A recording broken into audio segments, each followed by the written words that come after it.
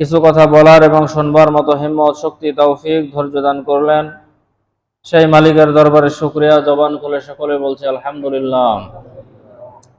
লক্ষ কোটি দরুদ ও সালাম বিশ্ব মানবতার মুক্তির দিশারি সাইয়্যিদুল মুরসালিন খাতামুন নবিয়্যিন শাফিউল মুজলিমিন রাহমাতাল লিল আলামিন আফতাবে নবুয়ত ফখরে মওজুদাত জনাবে মুহাম্মদুর রাসূলুল্লাহ সকলে বলি সাল্লাল্লাহু আলাইহি ওয়াসাল্লাম।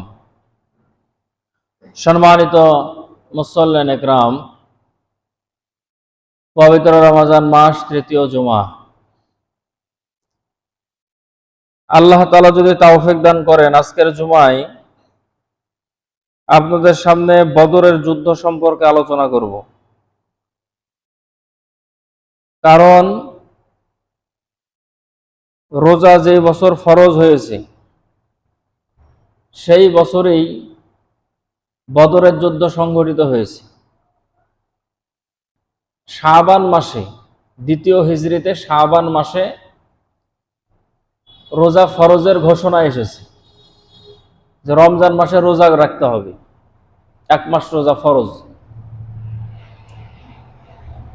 আর সেই বছরে রমজান মাসের 17 রমজান ইসলামের প্রথম যুদ্ধ বদরের যুদ্ধ সংঘটিত হয়েছে। এর প্রেক্ষাপট, এর ইতিহাস গত বছর আপনাদের সামনে সংক্ষেপে তুলে ধরার চেষ্টা করেছিলাম। আজকের জুমাতেও সেই বদরের যুদ্ধ কিভাবে সংঘটিত হয়েছিল তার সংক্ষিপ্ত ইতিহাস আপনাদের সামনে তুলে ধরার চেষ্টা করব ইনশাআল্লাহ। এবং সময় রমজান মাস, আমরা মাঝামাঝিতে অবস্থান করতেছি। সামনে জুমা আসতে আসতে লাইলাতুল কদরের বেজোড় রাতগুলো শুরু হয়ে যাবে। এজন্য লাইলাতুল কদর আছে, ইতিকাফ আছে, এবং 20 রমজান মক্কা বিজয় 8ম হিজরিতে। সবকিছুর উপরেই মোটামুটি একটা ধারণা দেওয়ার চেষ্টা করবো ইনশাআল্লাহ। রাসূল করিম সাল্লাল্লাহু আলাইহি ওয়াসাল্লাম কাফেরদের অত্যাচারে আল্লাহ তাআলার পক্ষ থেকে যখন হুকুম হলো, তিনি মক্কা থেকে হিজরত করলেন মদিনায়, ইসলামী রাষ্ট্র গঠন করলেন। মদিনা সনদ, কিভাবে রাষ্ট্র পরিচালনা হবে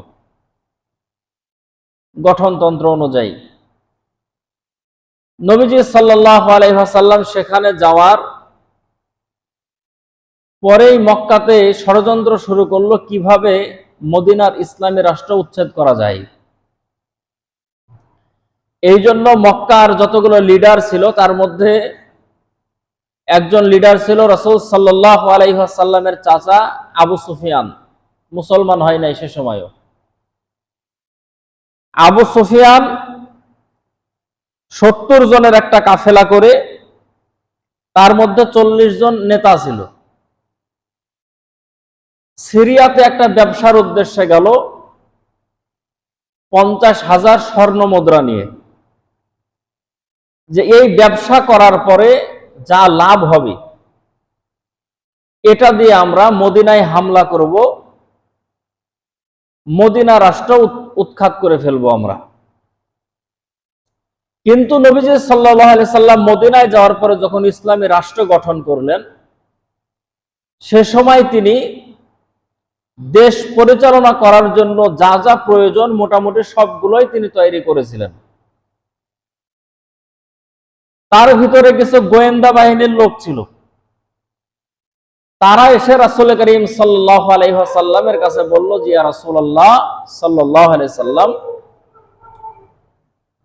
মক্কা থেকে আবু সুফিয়ানের নেতৃত্বে 70 জনের কাফেলা, এর মধ্যে 40 জন আছে নেতা।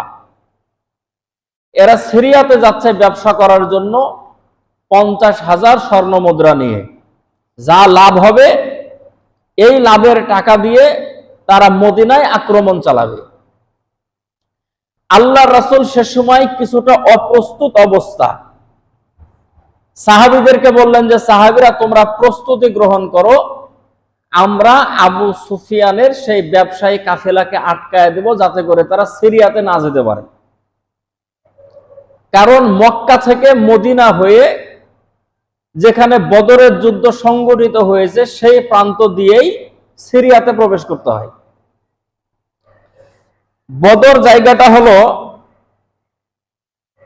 মদিনা থেকে দক্ষিণ পশ্চিমে 150 কিলোমিটার, আর মক্কা থেকে 350 কিলোমিটার উত্তরে। তো নবীজি সাল্লাল্লাহু আলাইহি সাল্লাম যখন সাহাবীদেরকে বললেন যে আমরা তাদেরকে বাধা দেওয়ার জন্য যাব, যাতে করে তারা সিরিয়ায় না যেতে পারে, সাহাবীদেরকে বললেন যে তোমরা প্রস্তুতি নাও। কিছু সাহাবী বলল যে ইয়া রাসূলুল্লাহ, আমরা যে যাব, কিন্তু আমাদের কাছে তো উট নাই, ঘোড়া নাই, কিভাবে আমরা যাব? আমরা তো মাঠের মধ্যে ওদেরকে রেখে এসেছি, খাবার জন্য রেখে এসেছি, তো আমরা তাদেরকে আনি তারপরে যাই। আল্লাহ রাসূল বললেন যে না, আমরা তো কোনো যুদ্ধে যাচ্ছি না, আমরা যাচ্ছি একটা কাফেলাকে আটকানোর জন্য। অতএব যুদ্ধের প্রস্তুতি নিয়ে যাওয়ার তো কোনো প্রয়োজন নাই। অতএব আমার এখন তোমরা উপস্থিত যারা আছো তারা আমার সঙ্গে চলো। উপস্থিতির সংখ্যা সে সময় ছিল 313 জন। 313 জনের মধ্যে মুহাজির এবং আনসার সাহাবী। মুহাজির হলো যারা মক্কা থেকে হিজরত করে মদিনায় গেছে, আর আনসার সাহাবী হলো যারা মদিনার স্থায়ী বাসিন্দা, তারা হলো আনসার সাহাবী। মুহাজির সাহাবী ছিল 77 জন অথবা 82 জন, আর আনসার সাহাবী ছিল 236 জন বা 231 জন, মোট 313 জন। এই সাহাবীগুলো এক জায়গায় জমা হলো। 313 জন মানুষ, এর মধ্যে উট আছে 70টা, মানে প্রত্যেকের কাছে একটা করে উট নাই।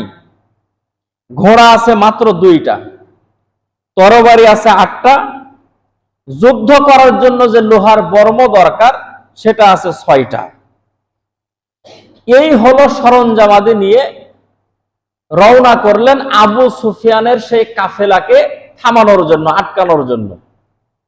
কিন্তু মাঝখানের পথে যাওয়ার পরে নবীজি সাল্লাল্লাহু আলাইহি ওয়াসাল্লাম খবর পেলেন যে আবু সুফিয়ান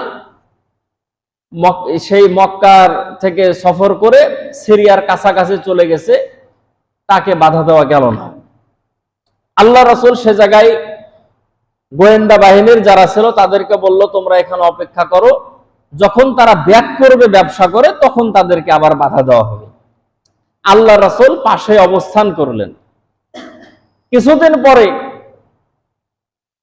আবার, কারণ মদিনা শহর থেকে বদর যেখানে যুদ্ধ হয়েছিল সে জায়গাটা অনেকটা দূর, এই জন্য তিনারা ফিরে আসেন নাই, ওই জায়গাতে পাশে অবস্থান করেছে। রাস্তার পাশে লোক রেখেছে, এই জায়গা দিয়ে কাফেলা গেলে আমাদেরকে খবর দিবা। খবর আসলো যে ব্যবসায়ী কাফেলা আসতেছে। আবু সুফিয়ান রাজনীতিবিদও ভালো, ব্যবসায়ীও ভালো। তিনিও বুঝতে পেরেছিলেন যে মুহাম্মদ সাল্লাল্লাহু আলাইহি সাল্লাম তার কাফেলাকে ঘেরাও করার জন্য বদর প্রান্তে অবস্থান করতেছে। এজন্য তিনি মক্কায় চিঠি লিখেছেন আবু জেহেলের কাছে যে তুমি কিছু লোক নিয়ে আমাকে উদ্ধার করার জন্য রাস্তায় আসো, কারণ এ জায়গায় যদি আমাদের এই সম্পদগুলো যদি নিয়ে যাই, ইতিহাসের মধ্যে এসেছে যে 50,000 স্বর্ণ মুদ্রা শুধু নেতাদের ছিল না, সাধারণ মানুষের কাছ থেকেও তারা চাঁদা তুলেছিল, সাধারণ মানুষের কাছ থেকেও তারা টাকা তুলেছিল যে মদিনাকে উৎখাত করার জন্য। এতগুলো সম্পদ যদি আমাদের নষ্ট হয়ে যায় তাহলে আমরা মদিনাতে হামলা করতে পারবো না। আবু জেহেলের সঙ্গে 1300 মানুষ এসেছে, এদিকে 313 জন, এদের সঙ্গে 1300।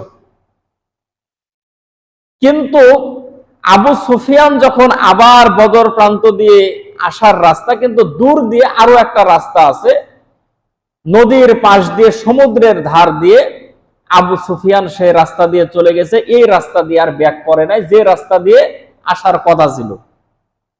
চালাক মানুষ। এবং আবু জেহেলের কাছে খবর পাঠাইছে যে তোমাদের আসার আর প্রয়োজন নাই, তোমরা মক্কাতে অবস্থান করো, আমরা আমাদের নিরাপদ জায়গা দিয়ে আমরা মক্কায় আসতেছি। কিন্তু আবু জেহেল তো আবু জেহেল, ওর লোকজন নিয়ে ও রেডি যে না, আমরা মোহাম্মদের বিরুদ্ধে যুদ্ধ করব। এই প্রস্তুতি নিয়ে তারা আসতেছে, প্রত্যেকের কাছে ঘোড়া, এবং প্রতিদিন যাতে করে তারা একটা করে উট জবাই করে খেতে পারে এরকম সম্পদ নিয়ে, তাদেরকে নাচ গান করে আনন্দ দিতে পারে এরকম নর্তকী সাথে নিয়ে তারা বদরের দিকে রওনা করল। মাঝপথে আসার পরে যখন বার্তাবাহক যখন তাদের কাছে চিঠি নিয়ে আসলো যে আবু সুফিয়ান আর সামনের দিকে যেতে নিষেধ করেছে, আর সামনে যাওয়ার প্রয়োজন নাই, আপনারা ব্যাক করেন, তখন এই 1300 মানুষের ভিতর থেকে 300 মানুষ বললো যে আবু সুফিয়ান যেহেতু নিষেধ করেছে আমরা যাব না। আর 1000 মানুষ আবু জাহেলের সঙ্গে বলতেছে যে না, যেহেতু বের হয়ে গেছি অতএব আমরা সেই জায়গায় যাব, আমরা যুদ্ধ করব। মুহাম্মদ রাসূলুল্লাহ সাল্লাল্লাহু আলাইহি ওয়াসাল্লামের কাছে খবর আসলো যুদ্ধ করতে হবে। আল্লাহ রাসূল সাল্লাল্লাহু আলাইহি সাল্লাম 313 জন মানুষ নিয়ে রওনা করেছিলেন যুদ্ধ করার জন্য না, একটা কাফেলাকে প্রতিহত করার জন্য, যাতে করে তারা ব্যবসা না করতে যাতে যেতে পারে বা গেছে তারা যাতে ফিরতে না পারে, এই অর্থ সম্পদ দিয়ে যাতে করে মদিনায় হামলা করতে না পারে। কিন্তু দেখা গেল কি, দেখা গেল তারা যুদ্ধ করার জন্য নবী করিম সাল্লাল্লাহু আলাইহি ওয়াসাল্লামের কাছে এসে হাজির হয়েছে। 12 রমজান নবী করিম সাল্লাল্লাহু আলাইহি সাল্লাম যে জায়গায় ছিল সেখান থেকে যখন দেখলো ওখানে যুদ্ধ করা ছাড়া উপায় নাই, তিনি সেখানে রওনা করলেন। রওনা করার পরে বদর যে প্রান্ত, সেখানে যাওয়ার পরে দেখলেন একটা স্থানের নাম বা একটা কূপের নাম, সে জায়গায় এখনো 4-5টা কূপ আছে, এবং প্রত্যেকের ধারণা যে ওই কূপগুলোর মধ্যেই যে কাফেরগুলো মারা গিয়েছিল সেই কাফেরদের লাশকে ওই কূপের মধ্যেই ফেলা হয়েছে। সে জায়গায় 70 জন কাফের, বড় বড় যে সমস্ত লিডার গুলো ছিল আবু জেহেল সহ, ওই বদরের যুদ্ধে প্রথম যুদ্ধেই তারা মারা গেছে এবং তাদের লাশ ওই কূপের মধ্যে ফেলে দেওয়া হয়েছে। 70 জন বন্দী হয়েছিল, 14 জন সাহাবী সেই বদরের যুদ্ধে শাহাদাত বরণ করেছিল। সেই জায়গায় তাদের ওই বদরের প্রান্তে ওই জায়গায় তাদের নামগুলো সেই জায়গায় লেখা আছে। সম্মানিত মুসল্লিয়ানে কেরাম, তো নবীজি সাল্লাল্লাহু আলাইহি সাল্লাম বদরের প্রান্তে যাওয়ার পরে সেখানে দেখলেন যে আবু জেহেলরা আগে থেকে এসেই যে জায়গায় শুকনা মাটি, ভালো জায়গা, সেই জায়গায় তারা অবস্থান নিয়েছে। নবী করিম সাল্লাল্লাহু আলাইহি সাল্লাম সাথী সঙ্গী কম, তাদেরকে নিয়ে এমন এক জায়গা পেলেন যে জায়গায় বালি, রাত্রের বেলা ঠান্ডা হয়ে যায়, রোদ উঠলেই গরম, আমাদের দেশের যা রোদ সৌদি আরবে ডবল, এমন জায়গা পেলেন। সাহাবীদের মনে চিন্তা হলো মানুষ আমরা কম, যেই জায়গা পেয়েছি দাঁড়ানো যায় না, যুদ্ধ করব কিভাবে? আল্লাহ রাসূল সাল্লাল্লাহু আলাইহি ওয়াসাল্লামের সাহাবী হযরত আলী রাদিয়াল্লাহু তাআলা বলেন যে আল্লাহ রাসূলকে নির্ঘুম কাটাতে অনেক রাত দেখেছি, কিন্তু বদরের যুদ্ধ 17 রমজান শুক্রবারে যে সংগঠিত হয়েছে তার আগের রাত্রে আল্লাহর রাসূলের রাতটা এত পেরেশানি যুক্ত ছিল, এরকম পেরেশানির রাত আল্লাহর রাসূলের আর অতীতে কখনো দেখি নাই। আল্লাহ তাআলার কাছে 2টা হাত তুলে আল্লাহ রাসূল দোয়া করতেছে, বলতেছে আল্লাহ, যে সমস্ত মানুষগুলোকে নিয়ে আমি জিহাদের ময়দানে এসেছি, আগামীকাল সকালবেলা যুদ্ধ সংগঠিত হবে, যদি জিহাদের ময়দানে আমার সাহাবীগুলো যদি শাহাদাত বরণ করে, তারপর থেকে আপনার নাম নেওয়ার মতো কোনো মানুষ আর দুনিয়ার মধ্যে থাকবে না। ইসলামকে মিটা দেওয়ার জন্য তারা এসেছে, অতএব আপনার সাহায্য আসা অতীব জরুরি, আপনার সাহায্য আমাদের জন্য পাঠান। আল্লাহ তাআলা বলেন যে রাসূল, আমার সাহায্য আপনার উপরে থাকবে, আপনার কাফেলার উপরে থাকবে। আল্লাহর রাসূল হাত নামান না। আল্লাহর রাসূল আবার দোয়া করে, তা আল্লাহ তাআলা বলতেছেন যে রাসূল আপনি হাত নামান, আমার পক্ষ থেকে ফেরেশতারা জিহাদের ময়দানে থাকবে। আল্লাহ রাসূল তাও হাত নামান না। আল্লাহ রাসূল আবারও দোয়া করেন, আল্লাহ তাআলা বলেন যে হে রাসূল আপনি হাত নামান, জিহাদের ময়দানে স্বয়ং আমি আল্লাহ তাআলা নিজে থাকবো। আল্লাহ রাসূল হাত নামালেন, সাহাবীদেরকে ডাকলেন যে সাহাবারা এখানে আসো, সকালবেলা জিহাদের ময়দানে যাবা, আল্লাহ তাআলা বিজয় আমাদেরকেই দান করবেন। আল্লাহ রাসূলের চিন্তা হলো সাহাবীদেরকে নিয়ে, আর সাহাবীদের চিন্তা হলো আল্লাহর রাসূলকে নিয়ে। দেখেন সাহাবীরা সে সময় কি বলে, সে জায়গায় একটা আরিশ বানিয়েছে, ওই জায়গায় এখনো মসজিদে আরিশ এখনো আছে। যে জায়গায় আল্লাহ রাসূলের তাবু ছিল, আল্লাহ রাসূলের থাকার স্থান ছিল, ওই জায়গা এখন মসজিদ। তো সাহাবীরা সবাই মিলে একটা আরিশ বানিয়েছে আল্লাহ রাসূলের থাকার জায়গা। আল্লাহ রাসূলকে বলতেছে, ইয়া রাসূলুল্লাহ, জিহাদের ময়দানে তো আপনি সেনাপতির দায়িত্ব পালন করবেন, ঠিক আছে, কিন্তু আপনি এই তাঁবুর মধ্যে অবস্থান করবেন। যদি দেখেন ইয়া রাসূলুল্লাহ আমরা একের পর এক শহীদ হয়ে যাচ্ছি, আমাদের বিজয় অনিশ্চিত, তাহলে আপনি এই পথ দিয়ে সোজা মদিনায় চলে যাবেন। মদিনায় যে সমস্ত আমাদের ছোট ছোট সন্তানগুলো আছে, আমরা জানি তারা আমাদের থেকে আপনাকে আরো বেশি ভালোবাসবে। জিহাদের ময়দানে বাঁচবে কি নিজের জানের চিন্তা ছিল না, চিন্তা ছিল যাতে করে রাসূল করিম সাল্লাল্লাহু আলাইহি ওয়াসাল্লাম তিনি যাতে করে বেঁচে থাকেন। যে ইয়া রাসূলুল্লাহ যদি দেখেন আমরা একে একে মারা যাচ্ছি, তবে আপনি এই রাস্তা দিয়ে মদিনায় চলে যাবেন, আমাদের সন্তানেরা আমাদের থেকে আপনাকে বেশি ভালোবাসবে। আল্লাহ রাসূল যে সমস্ত মুহাজির সাহাবী ছিল তাদের মধ্যে থেকে হযরত আবু বকরকে বললেন, আবু বকর জিহাদের ব্যাপারে আপনার কি সিদ্ধান্ত? হযরত আবু বকর বলেন, ইয়া রাসূলুল্লাহ আপনার যা সিদ্ধান্ত আমারও তাই সিদ্ধান্ত। হযরত ওমরকে বললেন যে ওমর আপনার কি সিদ্ধান্ত? হযরত ওমর বলেন, ইয়া রাসূলুল্লাহ এত কষ্ট দিয়েছে মক্কায়, হিজরত করে মদিনায় আসলাম, এখানেও শান্তিতে থাকতে দেবে না, অতএব যুদ্ধ যেহেতু করতে হবে, জিহাদ যেহেতু করতে হবে, আল্লাহর পক্ষ থেকে সাহায্য আসবে, অতএব চিন্তার কোনো কারণ নাই, আমরা জিহাদের ময়দানে যাব। হযরত মিকদাদ রাদিয়াল্লাহু তাআলা দাঁড়ালেন আর বললেন, ইয়া রাসূলুল্লাহ আপনি কি পেরেশানির মধ্যে আছেন, আপনি কি চিন্তার মধ্যে আছেন যে আমি বনি ইসরাঈলের উম্মতের মতো আমরা বলবো মুসা নবীকে যে হে নবী মুসা আপনি আর আপনার আল্লাহ জিহাদের ময়দানে জিহাদ করেন, আমরা বসে বসে দেখব? আমরা এরকম উম্মত না, আপনার ডানে থেকে বামে থেকে সামনে থেকে পিছনে থেকে আমরা যুদ্ধ করব, প্রয়োজনে আমাদের নিজের জীবন দিয়ে দেব, কিন্তু আপনার শরীর থেকে রক্ত ঝরতে দেব না। আল্লাহর রাসূল মুহাজিরদের কথা শুনলেন, কিন্তু তারপরেও তিনি স্বস্তি পেলেন না যে মুহাজিরদের সংখ্যা হলো কম, আনসারদের সংখ্যা হলো বেশি। আনসারেরা কি বলতেছে? আনসারদের ভিতর থেকে একজন সাহাবী বলল, ইয়া রাসূলুল্লাহ আমাদেরকে নিয়েও আপনার চিন্তা করার কোনো প্রয়োজন নাই, আপনি মদিনায় এসেছেন, মদিনা থেকে আপনার সঙ্গে মদিনার বাইরে যুদ্ধ করার চুক্তি আমাদের ছিল না, তবে ইমানের চুক্তি হলো রাসূলের উপরে যেহেতু ইমান এনেছি, অতএব রাসূল যেখানে যেভাবে যে অবস্থায় যেখানে যেতে বলবে সেখানেই যেতে হবে, এটা হলো ইমানের দাবি। অতএব আপনি আজকে জিহাদের ময়দানে কেন, আপনি যদি আমাদেরকে সমুদ্রের মধ্যেও ঝাঁপ দিতে বলেন সেখান থেকে বেঁচে ফিরতে পারবো কিনা সেই চিন্তা করব না, আমরা সমুদ্রের মধ্যে ঝাঁপ দিতেও আমরা রেডি আছি, চিন্তার কোনো কারণ নাই, জিহাদের ময়দানে চলেন। আল্লাহ রাসূল সাল্লাল্লাহু আলাইহি সাল্লাম বললেন যে সাহাবীরা এই যদি হয় তোমাদের মনের আশা ইচ্ছা আকাঙ্ক্ষা, তাহলে আমি ঘোষণা দিচ্ছি এটা জিহাদের ময়দান না, এটা চলো তোমরা জান্নাতের দিকে, তোমাদের জন্য মালিকের জান্নাত অপেক্ষা করতেছে।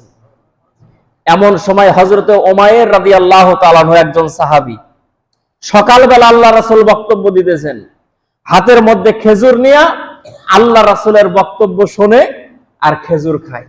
আল্লাহ রাসূল যখন বলতেছেন যে তাহলে চলো জান্নাতের দিকে, হযরত উমাইর রাদিয়াল্লাহু তাআলা হাতের খেজুরগুলো ফেলে দিলেন আর বললেন, ইয়া রাসূলুল্লাহ চলেন জিহাদের ময়দানে। আল্লাহ রাসূল বললেন যে উমাইর হাতের খেজুরগুলো ফেলে দিলে কারণটা কি? বলে, ইয়া রাসূলুল্লাহ খেজুর খেয়ে যদি জিহাদের ময়দানে যায় জান্নাতে যেতে দেরি হয়ে যাবে, অতএব আমি জান্নাতে যেতে দেরি করতে চাই না, খেজুরগুলো ফেলে দিলাম, খাবার যদি প্রয়োজন হয় মালিকের জান্নাতে গিয়ে খাবার খাবো। জিহাদের ময়দানে সাহাবা একরাম রাদিয়াল্লাহু তাআলা আনহু অবস্থান করলেন। একদিকে কাফেরেরা একদিকে। কাফেরদের জায়গা ছিল ভালো, আল্লাহ রাসূল সাহাবীরা যে জায়গার মধ্যে সেই জায়গা ছিল বালিযুক্ত। আল্লাহ তাআলা রাত্রের বেলা এমন মুষলধারে বৃষ্টি দিলেন, বৃষ্টি দেওয়ার কারণে বালি যে সমস্ত জায়গাগুলো ছিল, বৃষ্টি পড়ার কারণে বালিগুলো টাইট হয়ে গেল, সাহাবীদের দাঁড়ানো সুবিধা হলো। আর তারা যে সাধারণ জায়গা মাটির উপরে দাঁড়িয়েছিল, সেই জায়গায় বৃষ্টি হওয়ার কারণে সেই জায়গাগুলো কাদাযুক্ত হয়ে গেল। কাফেরেরা আর ঠিক মতো সেই জায়গার মধ্যে তাদের থাকার পরিবেশটা নষ্ট হয়ে গেল। আল্লাহ তাআলা এই কথাই রাসূলকে বলেছেন যে, হে আমার রাসূল, জিহাদের ময়দানে প্রাথমিকভাবে আমি আল্লাহ তাআলা প্রথমেই তাদেরকে পরাজিত করে দিয়েছি। আপনি শুধু জিহাদের ময়দানে অগ্রসর হবেন, আমি আল্লাহ তাআলা বিজয় আপনাদেরকে দান করব। বলেন সুবহানাল্লাহ। 17 রমজান শুক্রবার আল্লাহ রাসূল জিহাদের ময়দানে নিজেই সেনাপতির দায়িত্ব পালন করেছেন। আল্লাহ রাসূল সাল্লাল্লাহু আলাইহি সাল্লাম প্রথম যুদ্ধ শুরু হয়ে গেল। সেই জায়গার মধ্যে আল্লাহ রাসূলের 14 জন সাহাবী শাহাদাত বরণ করেছেন। কাফেররা 70 জন মারা গেছে, 70 জনকে বন্দী করা হয়েছিল। জনাবে মুহাম্মদ রাসূলুল্লাহ সাল্লাল্লাহু আলাইহি ওয়াসাল্লাম সে সময় আল্লাহ তাআলার কাছে দোয়া করতেছেন যে, মালিক, আপনার সাহায্য কখন, আপনার সাহায্য আসবে কখন?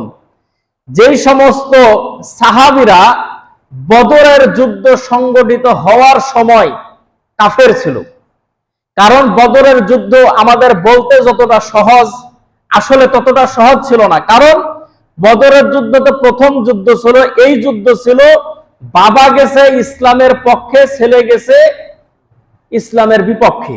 অতএব বাবা ছেলের যুদ্ধ, চাচা ভাতিজার যুদ্ধ, ভাইয়ে ভাইয়ের যুদ্ধ, এরকম যুদ্ধ ছিল। কারণ একজন মুসলমান হয়েছে, আরেকজন মুসলমান হয় নাই। এজন্যই তো হযরতে আবু বকর রাদিয়াল্লাহু তাআলার সন্তান সে সময় কাফেরদের পক্ষ থেকে যুদ্ধ করতে এসেছে।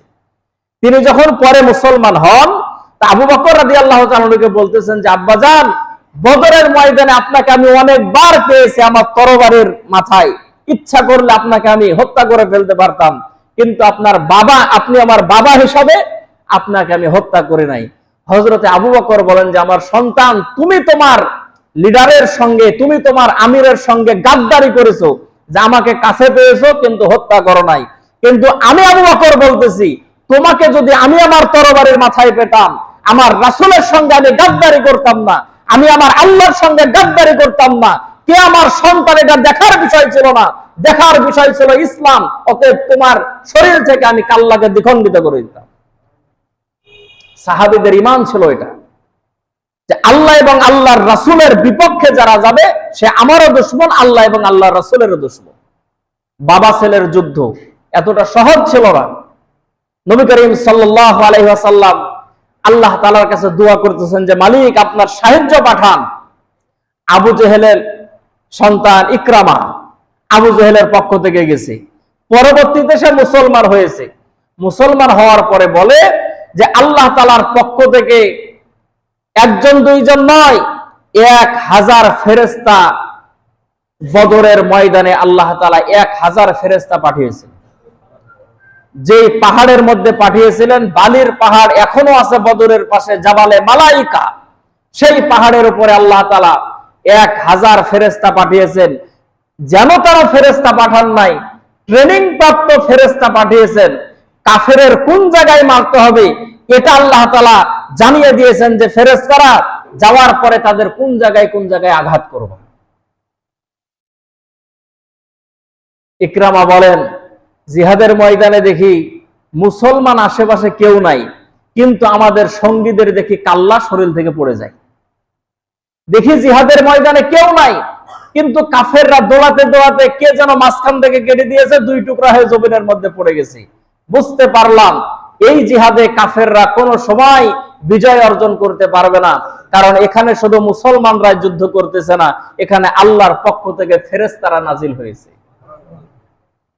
সম্মানিত মুসল্লিন ইকরাম, হযরতে আব্দুর রহমান ইবনে আউফ রাদিয়াল্লাহু তাআলা বলেন, জিহাদের ময়দানে তুমুল জিহাদ চলতেছে, যুদ্ধ চলতেছে, এর মধ্যে দেখতেছি ছোট্ট 2টা বাচ্চা বারবার ঘোরাফেরা করতেছে। তো ছোট্ট বাচ্চা কাজের ভিতরে আসলে আমরা যেমন বিরক্ত হই, আব্দুর রহমান ইবনে আউফ বলেন যে ছোট্ট দুইটা বাচ্চা আমার সামনে ঘোরাঘুরি করতেছেন, উনি কিন্তু ভালো যোদ্ধা আব্দুর রহমান ইবনে আউফ, তো উনিও বিরক্ত হচ্ছেন যে আমার সামনে এই বাচ্চাগুলো কিসের জন্য ঘোরাঘুরি করে। তো তিনি বিরক্তি ভরে বাচ্চাদেরকে বললেন যে তোমরা সাইডে যাও।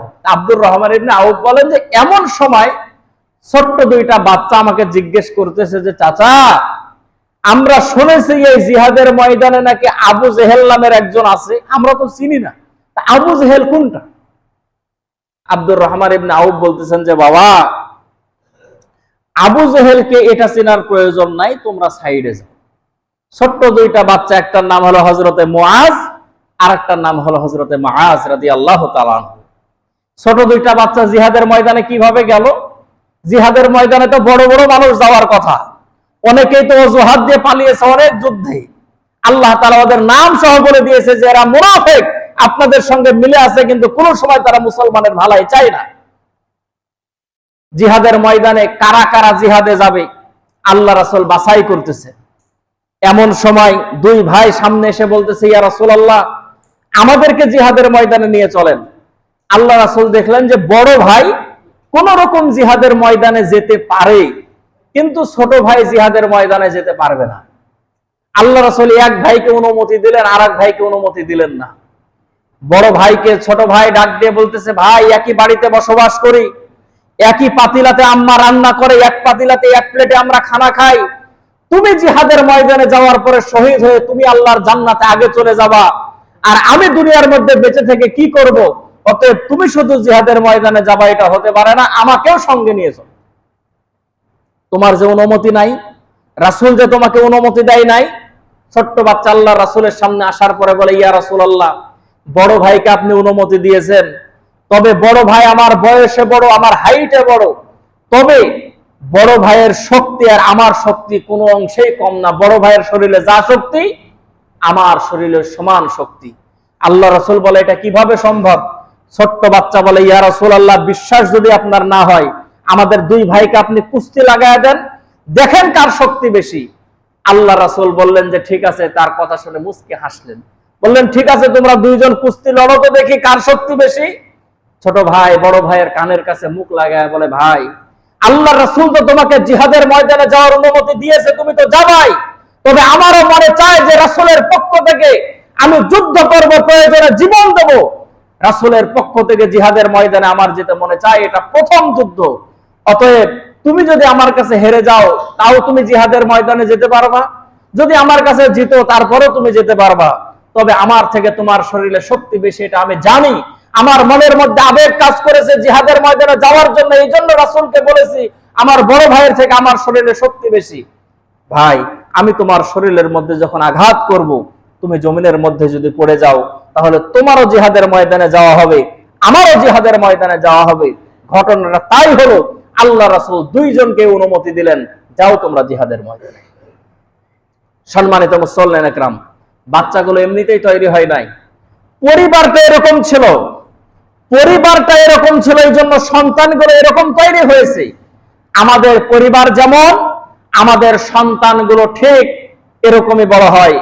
হযরতে আলী রাদিয়াল্লাহু তাআলার একটা উক্তি আছে যে হযরতে আলী রাদিয়াল্লাহু তাআলা বলেন, যেই প্রজন্মের সন্তানেরা বাঘ আর ভাল্লুক দেখে ভয় করে, সেই প্রজন্মের সন্তানেরা কোনো সময় জীবন দেওয়ার জন্য জিহাদের ময়দানে যেতে পারে না। সম্মানিত মুসল্লিন একরাম, পরিবার যদি ভালো হয়, মা বাবা সন্তানদেরকে সেই চেতনা নিয়ে বড় করেছে, এই জন্য ছোট থেকেই তারা শাহাদাত বরণ করে জান্নাতে যাওয়ার স্বপ্ন দেখেছে। নবীজি সাল্লাল্লাহু আলাইহি সাল্লাম অনুমতি দিয়েছেন ওই দুইজন সাহাবী, ছোট্ট বাচ্চা হযরতে আব্দুর রহমান ইবনে আউফ রাদিয়াল্লাহু তাআলাকে বলতেছেন যে আবু জেহেল কই? আব্দুর রহমান ইবনে আউফ বলেন, ওই যে দেখো উঁচা ঘোড়ার উপরে একজন লম্বা মানুষ সেই জায়গার মধ্যে আছে, ওই যে ওর নামে হলো আবু জেহেল। এই কথা বলার সঙ্গে সঙ্গে আব্দুর রহমান ইবনে আউফ বলেন, কবুতর যেভাবে দ্রুত গতিতে দৌড়ায়, তারা বাজ পাখির মতো দ্রুত গতিতে দৌড়িয়ে যাওয়ার পরে আবু জেহেলের পায়ের উপরে তারা আঘাত করলো।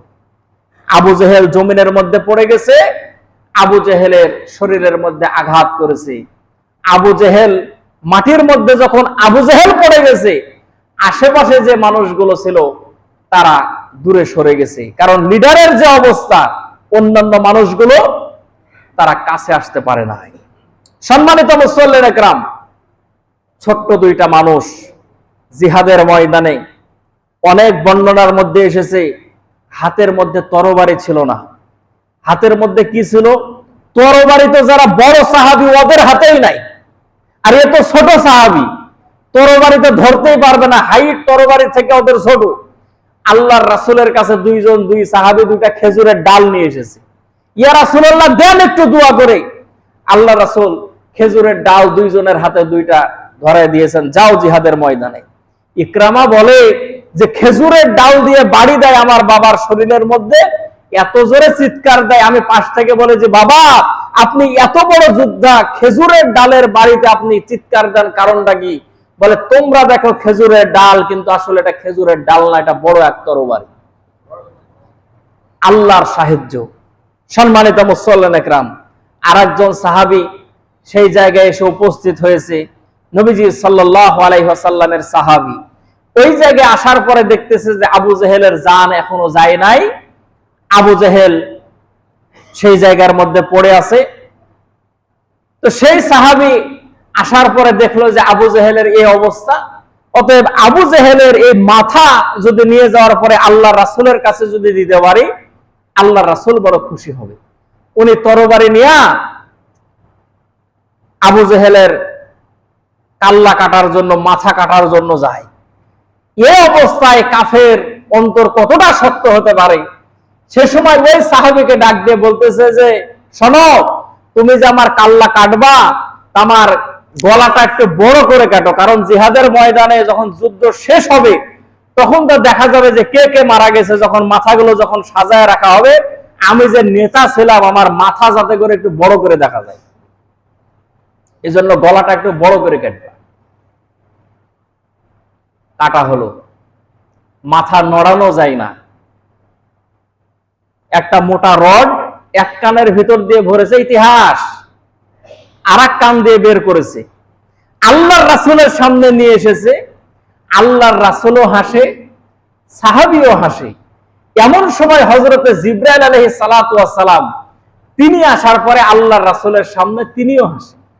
আল্লাহ রাসূল হযরতে জিবরাইলকে বলেন, জিবরাইল, আজকে আমাদের আনন্দের দিন, তাই বুঝি তুমি হাসো? বলে, ইয়া রাসূলুল্লাহ, না। কোন সাহাবী আপনার সামনে নিয়ে এসেছে আবু জেহেলের মাথা, আপনি কি খেয়াল করেছেন? এই সাহাবী হলো সেই সাহাবী আপনার উপরে যখন সূরা রহমান নাজিল হয়, আপনি বলেছিলেন যে সাহাবী তুমি একটু যাও তো খানায়, কাবার পাশে যাওয়ার পরে এই সূরা রহমানটা একটু পাঠ করো।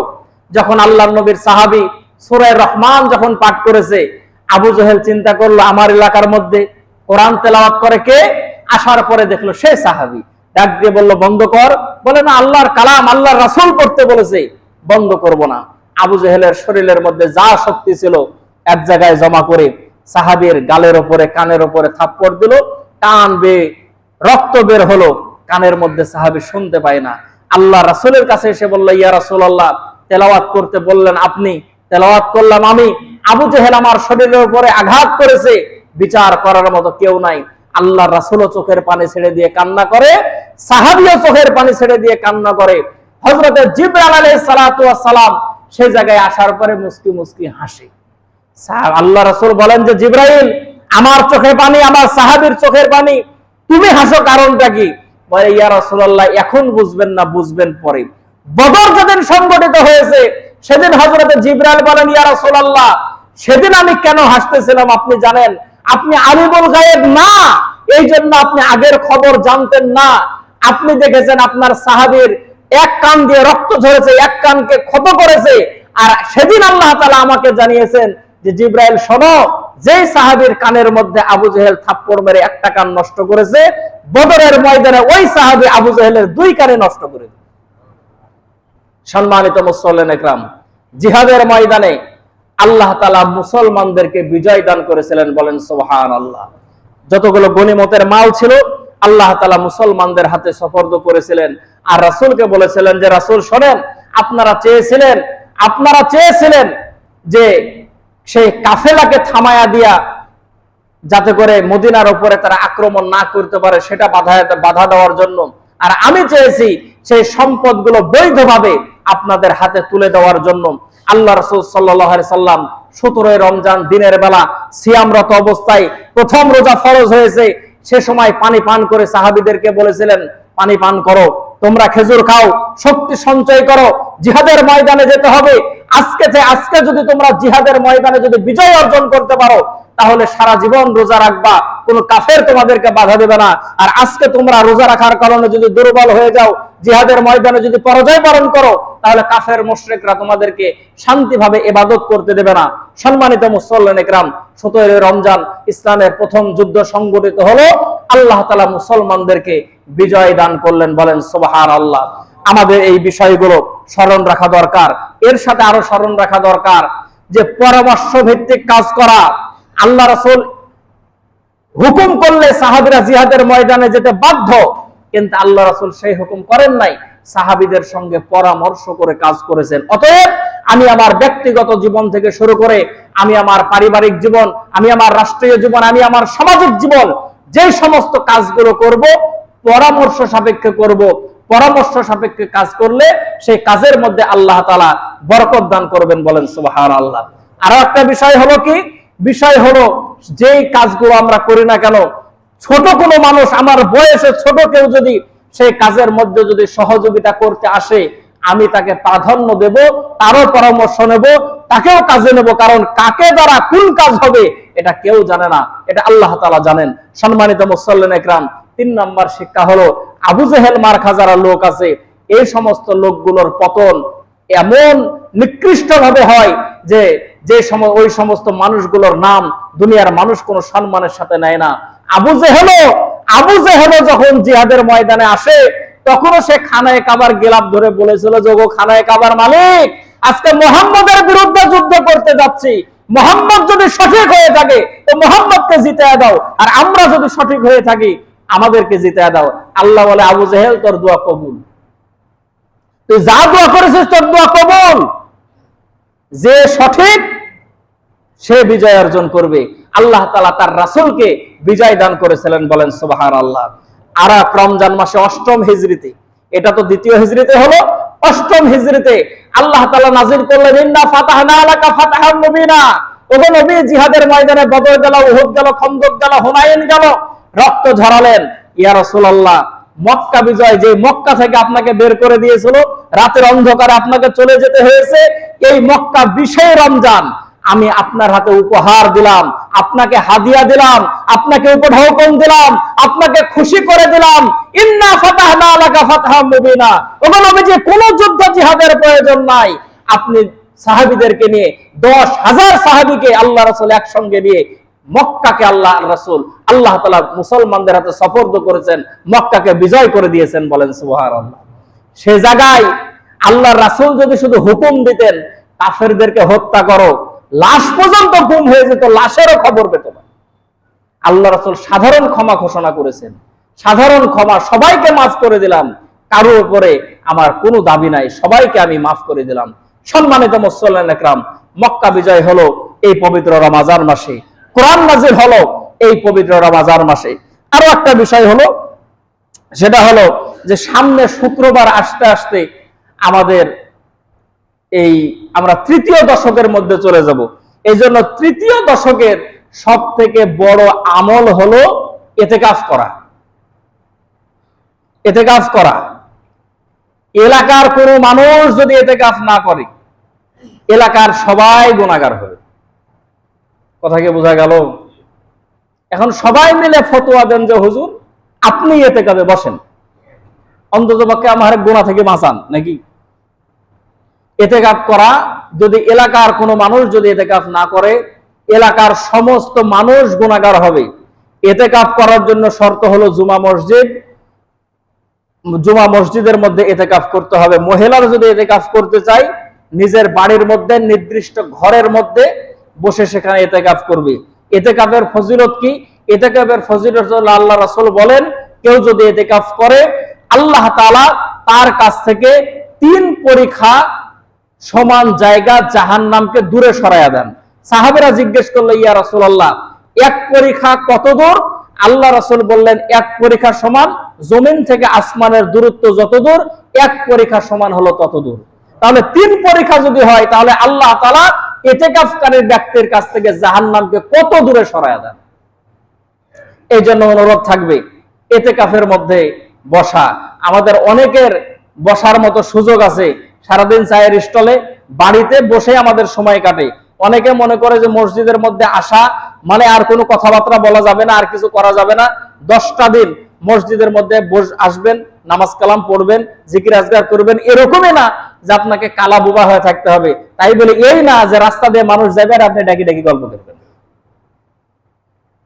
বিষয়টা এত সহজও না, কিন্তু আবার কালা বোবা হয়ে থাকতে হবে বিষয়টা তা না। মসজিদে মানুষ নামাজ পড়তে আসলে আপনি যে কথা বলতে পারবেন না বিষয়টা তা না, কিন্তু আপনি রাস্তার ধারে বসে আছেন, যে যায় তাকে জিজ্ঞেস করেন, তুই কেমন আছিস, তোর বেটা কেমন আছে, তোর বউ কেমন আছে, তোর বেটের বাড়ির সেবাই চিনি দিলি কিনা, মানে বহুত ধরনের চিন্তা। মসজিদে বসে আর শান্তি নাই।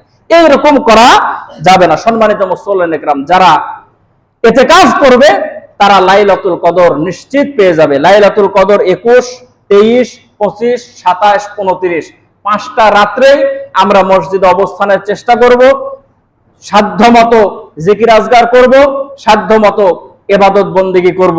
সহজ যে 3টা আমল প্রতি বছরে বলি, আজকেও আপনাদেরকে বলি, সেটা হলো এই 5টা বেজর রাত্রে কম করে হলো 1 টাকা দান করব। ওই রাতে, দিনে না, রাতে। এই জন্য আমাদের মসজিদের দোতলাতেও উপর ছাদেও কোটা থাকে, আমাদের মসজিদে ইশার নামাজের পরে মসজিদের কোটা থাকে, দানের ব্যবস্থা আছে। 1 টাকা হলেও আমরা দান করব। ওই রাত্রে কমপক্ষে 3 বার সূরা ইখলাস পাঠ করব। আরো বেশি যদি পারেন সমস্যা নেই, কমপক্ষে সূরা ইখলাস 3 বার পাঠ করব। আর কম করে হলো 2 রাকাত নফল নামাজ আদায় করব। শোনেন, লাইলাতুল কদর তো এই 5 রাতের কোনো এক রাতেই আছে।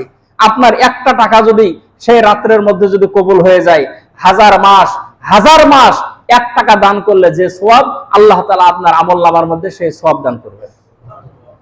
3 বার সূরা ইখলাস, 1 খতম কোরআন তেলাওয়াতের সওয়াব।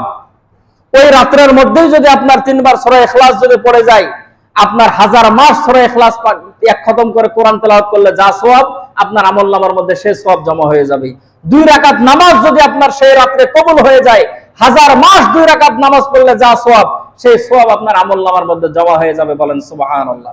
এই জন্য এই সহজ 3টা আমল আমরা প্রত্যেকেই করার চেষ্টা করব তো ইনশাআল্লাহ। 1 টাকা বলে 1 টাকাই দিবেন বিষয়টা তা না, আপনি আপনার সাধ্যমতো দিবেন। এটা আমি বললাম। 3 বার সূরা ইখলাস মানে 3 বারই না যে হুজুর 3 বার বলেছে 9 বার পড়া যাবে না, হুজুর 2 রাকাত নামাজ পড়তে বলেছে 4 রাকাত পড়া যাবে না, বিষয়টা তা না। আমি কম বলেছি, বেশি, যে যত বেশি পারবেন আপনারা করবেন ইনশাআল্লাহ। সম্মানিত মুসল্লিন ইকরাম, তারপরে আমরা লাইলাতুল কদর সম্পর্কে আমরা সামনের জুমায় আলোচনা করব ইনশাআল্লাহ। আজকের আলোচনার ভুল এবং ত্রুটিগুলো মাফ করে সহিহ এবং সঠিক কথাগুলো অনুযায়ী আমাকে সহ আমাদের সবাইকে আমল করার মতো তৌফিক দান করুন। সকলে বলছে আল্লাহুম্মা আমিন।